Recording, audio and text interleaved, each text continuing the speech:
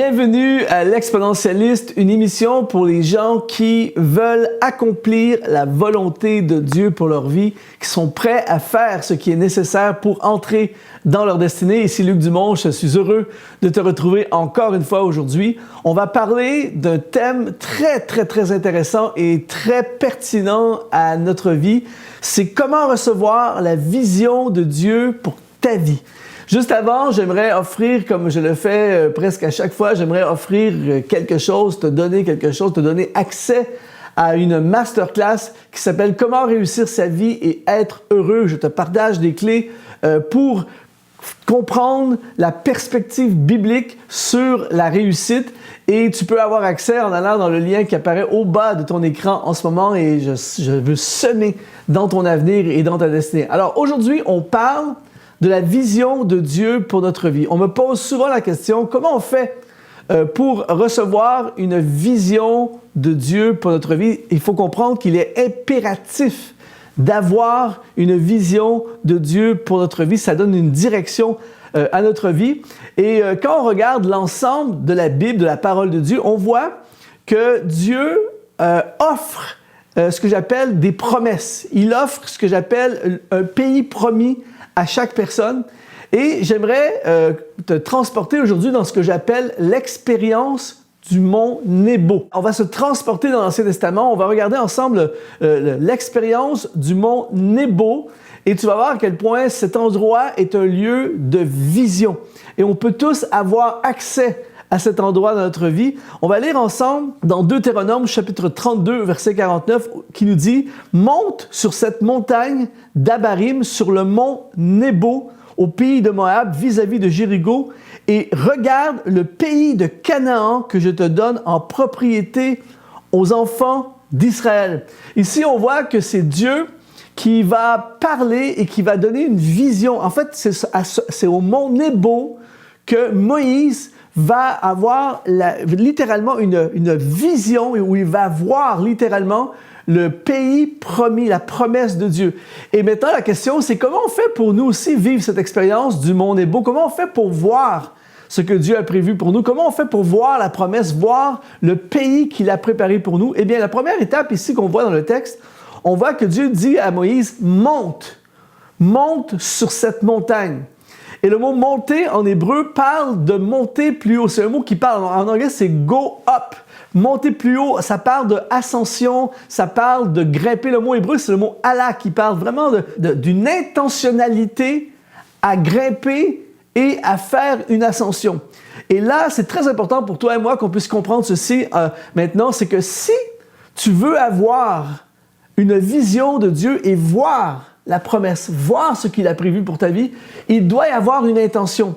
Il doit y avoir en quelque sorte une recherche, un désir et une action qui pousse vers « je vais chercher, je vais monter sur cette montagne, je vais faire un pas en avant, je vais faire un effort pour aller chercher la vision de Dieu. » Et à chaque fois dans la parole de Dieu où on voit des gens qui vont vers la vision, on voit que Dieu se manifeste à chaque fois. J'ai eu la chance dans ma vie de faire plusieurs ascensions de montagnes. Je suis allé dans les montagnes de l'Himalaya, je suis allé dans les Alpes en Europe et j'ai vécu ces expériences de monter une montagne. Je peux t'assurer que plus tu montes dans une montagne, plus il y a un effort. Ça coûte quelque chose, ça te prend une intention. Tu ne te retrouves jamais en haut de la montagne par hasard. Il doit y avoir à la base une intention, ça coûte quelque chose. Et c'est pour ça que Dieu dit, je vais quelque chose à te montrer, mais tout d'abord, tu dois monter sur la montagne.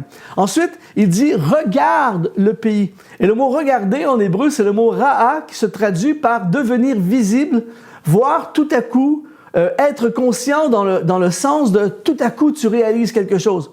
Et là, ici, c'est intéressant, c'est-à-dire que suite à une intention, suite à un effort, un désir d'aller chercher la vision que Dieu a pour ta vie, eh bien, tout à coup, c'est comme si elle devient visible. En fait, si tu veux voir ce que Dieu a pour ta vie, eh bien, pour que ça devienne visible, il faut monter la montagne. Il faut aller à la montagne. Il faut faire un geste vers l'avant qui te fait monter sur cette montagne. Et là, ça devient vraiment intéressant parce qu'il dit, regarde ce pays que je te donne en propriété. Je ne sais pas pour toi, mais moi, c'est le genre de mot que j'aime énormément. C'est-à-dire que Dieu ne lui dit pas, regarde des possibilités uniquement. Il dit, regarde ce que je veux que tu possèdes.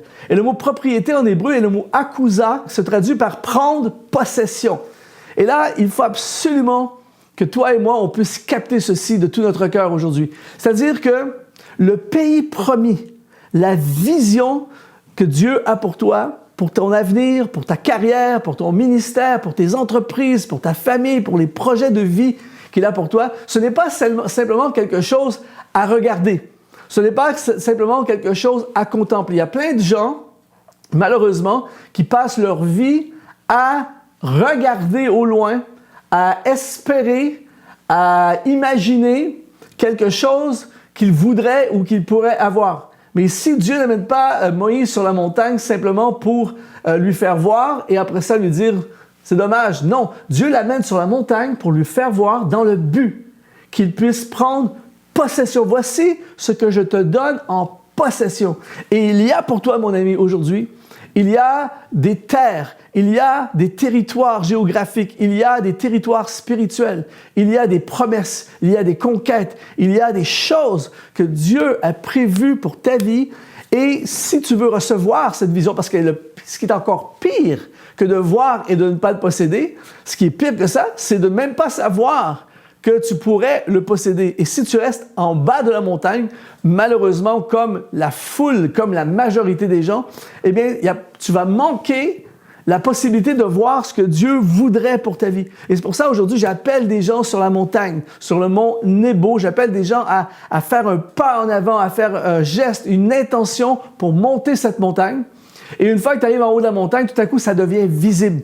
Il n'y a rien de facile, il n'y a rien de gratuit. Il y a toujours un effort qui doit être fait pour que tu puisses voir. Tu ne peux pas contempler pleinement ce que Dieu a pour toi, à moins de monter sur cette montagne. Mais là, ce qui est vraiment inspirant, c'est que tout à coup, tu peux en prendre possession. Il continue dans Deutéronome chapitre 34 au verset 1, il dit « Moïse monta des plaines de Moab sur le mont Nebo, au sommet du Pisga. » Écoute bien ceci, vis-à-vis de Jéricho, et il lui fit voir tout le pays. Ici, on parle des plaines de Moab. C'est intéressant, quand j'ai étudié le texte, ici, on parle d'un lieu désertique. Dans l'hébreu, ça parle littéralement d'un lieu plat et désertique. C'est intéressant de voir que juste avant d'aller sur cette montagne, il va y avoir un désert. Et quand je lis ce texte, je pense à la montagne, au mont Kilimandjaro en Tanzanie. Si tu as la chance de voir le mont Kilimandjaro en Tanzanie, c'est vraiment spécial. C'est une terre plate. Littéralement, c'est plat, c'est comme un désert. Et tu as cette montagne qui est là en plein milieu. Et c'est un peu cette image ici. Il y a un désert à traverser avant d'aller à la montagne. Et quand il parle que Dieu lui dit « va au sommet du Pisga », le mot « sommet » en hébreu, c'est le mot « roche », qui se traduit par le meilleur, le leader, le chef, le top. Et là, au top, il lui fit voir le pays promis. Eh bien, je veux t'inciter aujourd'hui à aller plus loin que la majorité. Je veux t'inciter, t'appeler aujourd'hui à monter plus haut que la majorité. Ne monte pas un peu dans la montagne, va jusqu'au top. Et pour aller au top, ça demande des efforts, ça demande un sacrifice, ça demande de vraiment se dépasser. Mais quand tu traverses le désert, quand tu montes, tu fais l'ascension de cette montagne, tout à coup, tu vises le top et tu te retrouves au top. Tout à coup, eh bien, ça dit qu'il lui fit voir tout le pays. Tout à coup, il voit l'horizon. Et encore, le mot « voir », c'est encore une fois le mot « ra » qui parle de devenir visible, voir tout à coup. Et je ne sais pas si tu as déjà vécu cette expérience, j'appelle ça l'expérience tout à coup. C'est-à-dire que tout à coup, tu comprends. Tout à coup, tu vois les possibilités. Tout à coup, c'est comme si tes yeux s'ouvrent. Tout à coup, tu dis « ça y est, je suis né pour ça ». Tout à coup, tu vois des opportunités à ta vie. Tout à coup, ta vie change. Tout à coup, il y a quelque chose qui prend place. Et Dieu veut te faire vivre cette expérience, mais cette expérience pour Moïse est arrivée au top. Et entre le désert, l'ascension de la montagne et le top, il s'est passé du temps, ça a demandé de l'énergie, des efforts et des sacrifices. Et aujourd'hui, si tu es prêt, toi aussi, à faire cette ascension et à monter au top de la montagne, eh bien, je peux t'annoncer que tu vas voir des choses dans ta vie que tu ne savais même pas que tu avais accès pour ta vie. Et ça, c'est un concept qui me parle énormément, qui me parle souvent dans ma vie. J'ai enseigné beaucoup là-dessus. Cette possibilité, cette compréhension qu'il y a dans notre vie, il y a des choses auxquelles nous avons accès. Il y a des choses que Dieu veut que nous puissions prendre possession.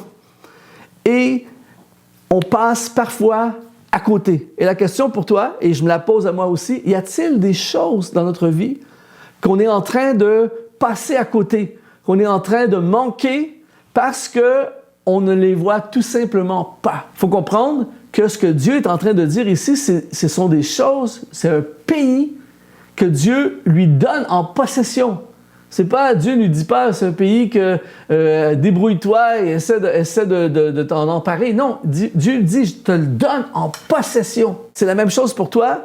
Il y a des choses, des diplômes, des business, des âmes, des fruits, des ministères, des personnes, des territoires, des parts de marché, toutes sortes de choses que Dieu veut te les donner en possession.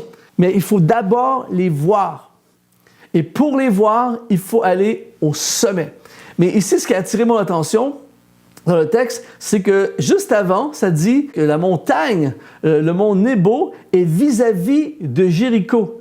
Et on souligne ici vis-à-vis de Jéricho, et ensuite ça dit l'Éternel lui fit voir tout le pays. C'est vraiment intéressant de voir, si tu connais l'histoire de l'Ancien Testament, que juste avant la conquête du pays promis, il aura fallu affronter l'obstacle majeur qui était la forteresse de Jéricho.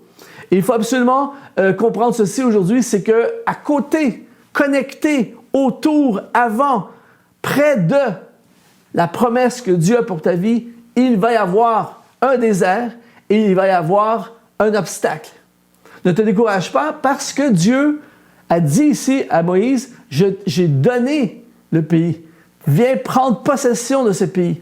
Mais sois conscient qu'il y a Jéricho à côté. Et parfois, les gens se trompent. Des fois, les gens s'imaginent que tout va être facile. Dieu m'a promis, j'ai eu une promesse. Partout dans les Écritures, quand tu vois des hommes et des femmes recevoir une promesse, souvent à partir du moment qu'ils ont la promesse, commencent des gros problèmes, des obstacles.